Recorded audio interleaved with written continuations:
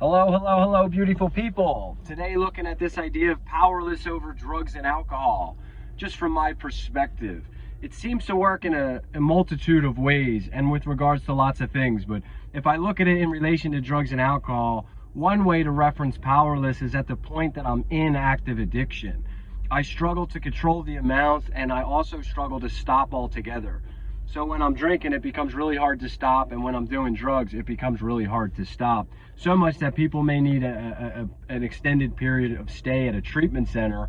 So that'd be one way to look at powerless. Another way to frame it would be to ask yourself if your doses went up over the years. For most ordinary people, they drink the same quantities.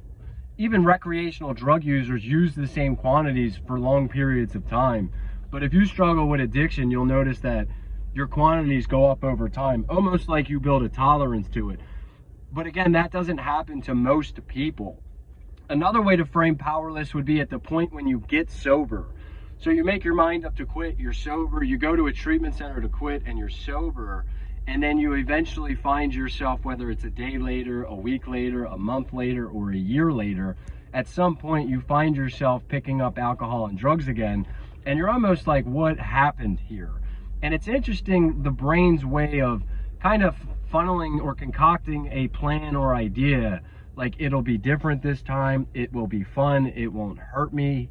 Another one that's interesting is I hear people often say, screw it, like I'm just gonna go do it. And it's interesting because I think most people, when trying to combat addiction, land on the idea of I'm just gonna stop doing it. And I think what's lost in that is, if you struggle with addiction, there's a high probability that you've tried that strategy. Like, I'm just not going to do it anymore. I'm just going to stop. And it hasn't worked. Because I think the reality of it is you're going to need more than just not doing said behavior. You'll probably need a host of tools, people, a support network, and a bunch of things to help you pull that off. So yeah, when I look at this idea of powerless, I think it works two ways.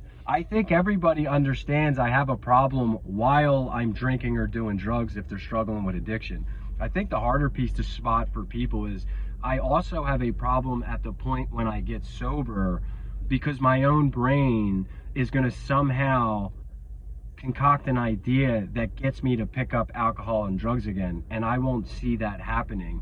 One way it's termed is euphoric memory recall. So your brain actually starts to remind you of the good times or how fun it was, and it leaves out the consequences. There's also this aspect to it where, and I think people understand powerless from this angle. I know I shouldn't drink or do drugs again. It got really bad last time, but I'm totally unable to stop myself from picking it up. So if you've ever found yourself going to a bar or calling your drug dealer again, knowing you shouldn't, but feeling totally unable to stop yourself. I was just talking to a guy today that was driving to his job, and every day there's a wine and spirits or a beer distributor near his job, and every day he parked a little bit closer and a little bit closer. That eventually on one day he ended up going in there and buying alcohol, even though he knew he shouldn't do that. So if you're going to combat powerless, I think understanding it is part of the equation. That at the point I'm drinking and doing drugs, I do way more than I probably should. And at the point when I try to stop and I get sober, my own brain somehow leads me back into said behavior.